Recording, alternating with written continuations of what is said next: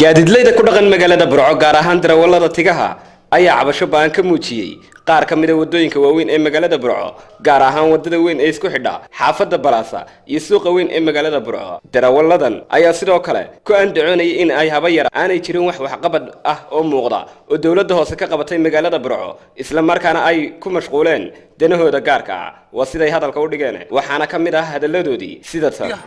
anu waxaan ay gudoomiyaha tigaha halkan dib aad u baan bay nagu haysaa waxaan leenahay dawladda sare iyo tadhaxeeyo maayirka inay naga hagaajiyaan burburka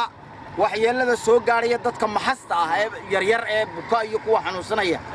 waxa weeye waxaanu u sheegaynaa ummadda Soomaaliland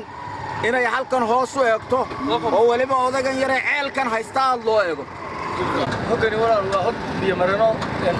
مراسا بدو مراسا صح ده كاريك انت صار وصل دعوة قب كوريا فضلنا قب بحيا مراسا شكل هذا يدعي استحاد واحد كلو ترين قلت المركز روك دو أنا المركز رو بيها كورياش إسكت تجنود دلك نجيخو